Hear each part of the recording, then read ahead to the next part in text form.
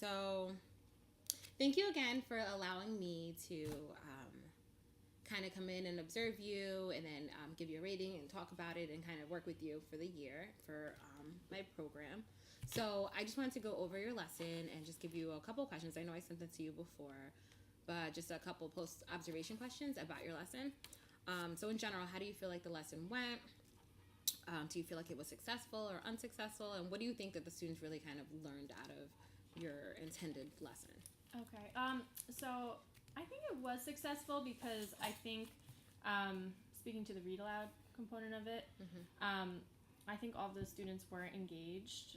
They were looking at the story, watching the story. They were responding to the questions. And then at the end, all of them were able to give one of the solutions that we talked about.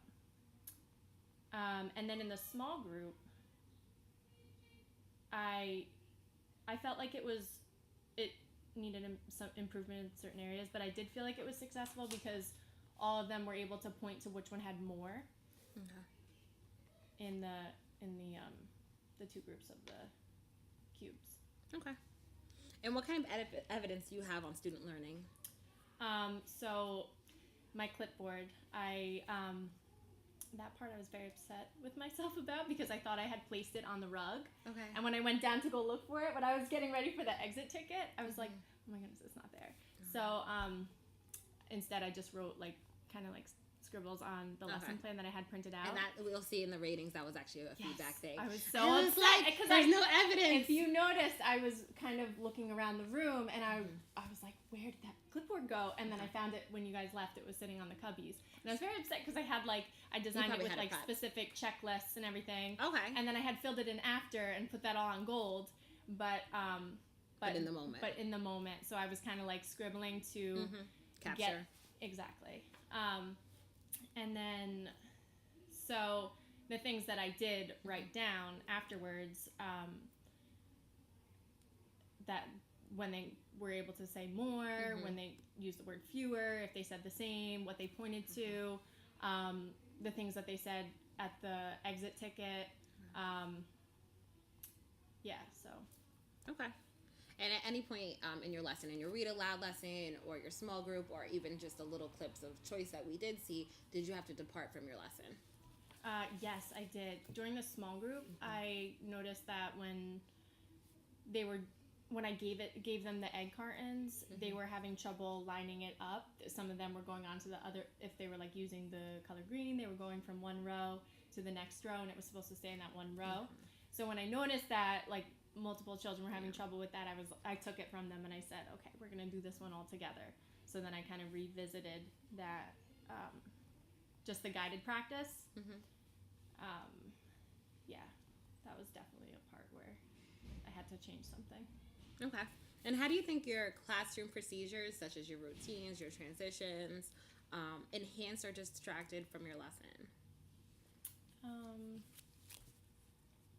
I think so. During the beginning of the read aloud, just getting them settled by saying, going over the carpet expectations, I think that was helpful for them to know. We do that every day, so they know that kind of triggers in their mind, okay, now we're sitting and we're listening. And the transition with the exit ticket, utilizing Ms. Abrantes' help and having her take certain students and asking them, we kind of talked about the ones that might need extra time to come up with the solution, so she targeted those students and asked them what one of the solutions was. So I think that was helpful. That was helpful. And then one of the things that I think kind of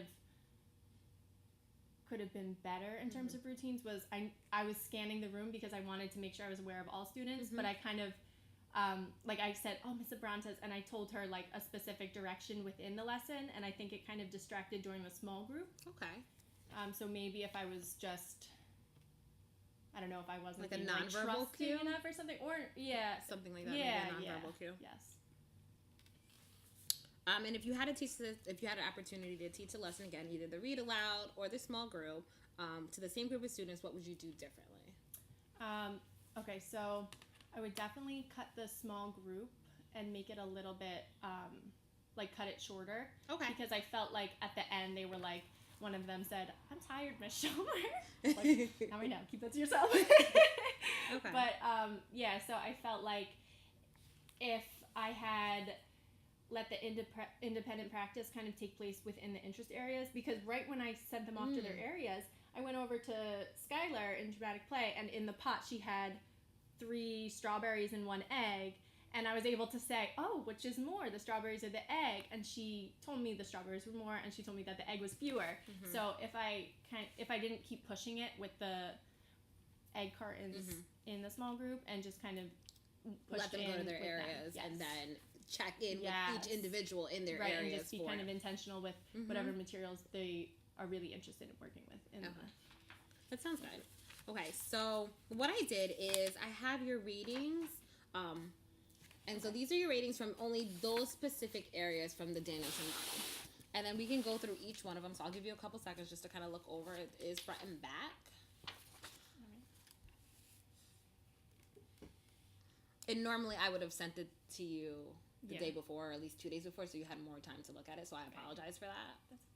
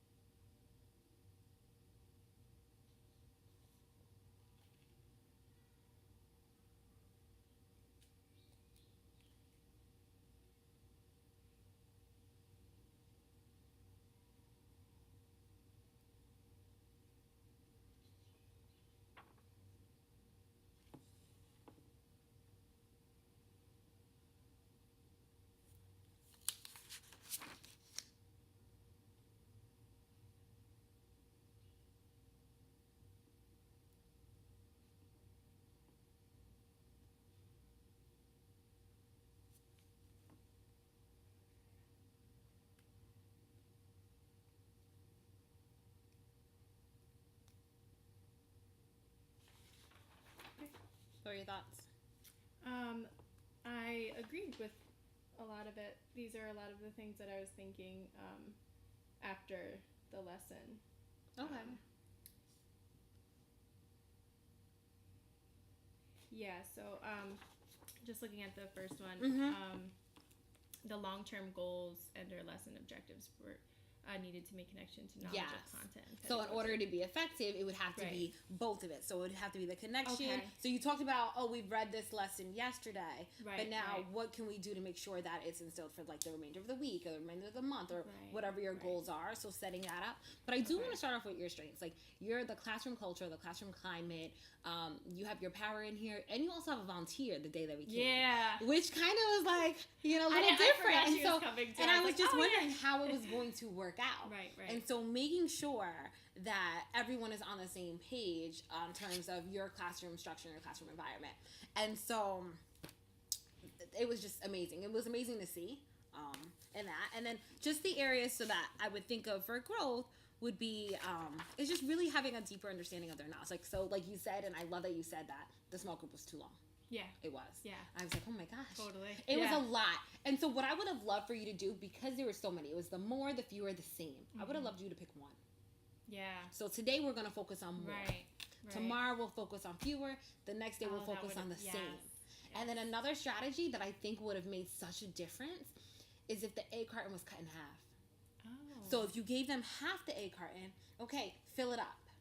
Fill it up with whatever number you want, and then you give them So now you're tracking it, and then give them the other side. Fill it up with whatever. Okay, now that we have these, let's put them side by side. Is it which one has more, or if that was your goal for that day, or which one has fewer? Whatever your goal was, having them have that independent practice of okay, whatever. Let me fill it up, and then look at it. And giving them that independent practice. I think that was the only thing that... because... 10 minutes is up, so I'm going to stop.